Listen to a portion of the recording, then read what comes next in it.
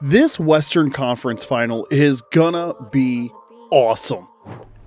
Why?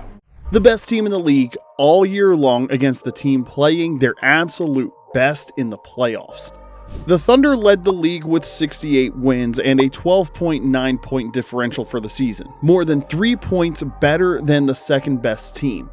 The Timberwolves had a rough regular season, trying to get in sync after a big offseason trade of Karl Anthony Towns for Julius Randle and Dante DiVincenzo.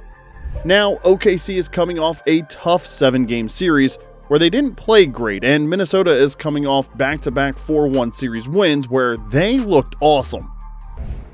Anthony Edwards shot, I think, like 5 of 12 through 3 quarters. He only shot 13 times tonight, 0-1 in the fourth quarter, did not score. From your perspective, was it just like him just not being as aggressive in the fourth, or was it something that you guys were like intentionally doing to stop him? I don't know. I'm not too sure. So, which wins out? Being great all year and okay lately, or being okay all year and great lately? Well, your guess is as good as mine, but let's break it down some more. The Thunder have been spotty during this postseason. Some games they look unbeatable. See Game 7 versus the Nuggets, and some games they look like the youngest team in the NBA ready to implode. See Game 1 versus the Nuggets. Have Chet Holmgren and Jalen Williams done enough growing up in the first 2 rounds, and are they ready to take the leap to the legit number 2 stars behind the greatness of SGA? This group is very low-key tonight. Did you, set them straight? Yeah, we're going up. Right before the world's eyes.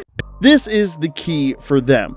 How are these two going to play on the biggest stage of their lives against a team who is playing the best basketball by far?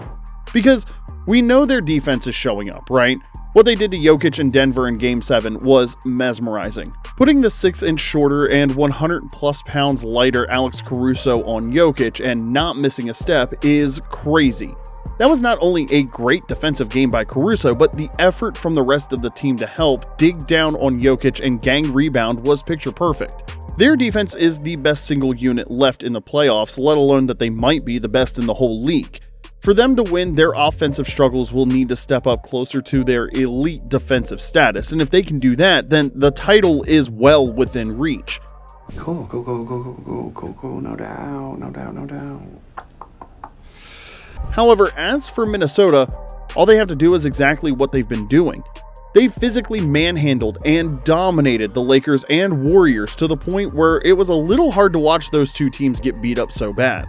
Now, you can say they beat up on 2 inferior teams, and I would have to agree. The Lakers with 0 interior resistance and a Steph Curry-less Warriors team is not the competition that usually comes in the second round. But all you can do is beat the teams you're playing, and they not only did that, but they beat them pretty convincingly. Both the Lakers and Warriors had Minnesota in tough spots in certain games, and they dealt with it and came out on top. The key for Minnesota is how effective Julius Randle has been. I made a video about how each team left could win and why they won't, and he was the reason I said that they couldn't win. But why did I believe that? Well, the previous 11 years of his career showed me. But this is not the same Randle. I don't know what he did to start this run, but he needs to keep it up because this guy playing now is a top 25 to 30 guy in the league. If this version of Julius Randle is here to stay and super duper star Anthony Edwards keeps doing what he's doing, this is going to be a very tough series for the Thunder. In the end, this comes down to a really good defense against a good offense and an elite defense against a really good offense. So, which one is going to win out? Well, it doesn't have to. That's a good question. I don't know. Can OKC slow down the physicality of Randle, the otherworldly Ant-Man, and the sheer size of the Wolves from top to bottom? Or can Minnesota force SGA to give up the ball enough and make Jalen Williams and Chet Holmgren beat them? I don't know about you, but those are some tough questions to answer, but I am ready to watch a 7-game series to answer them.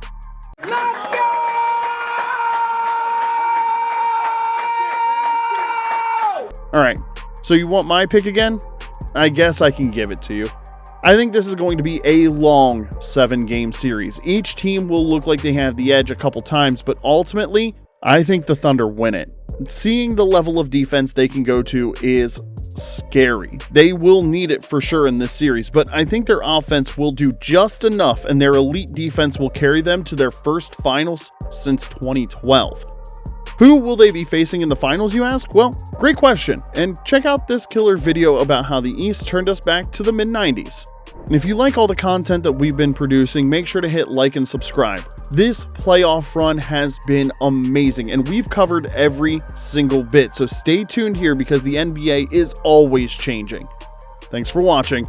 We'll see you next time.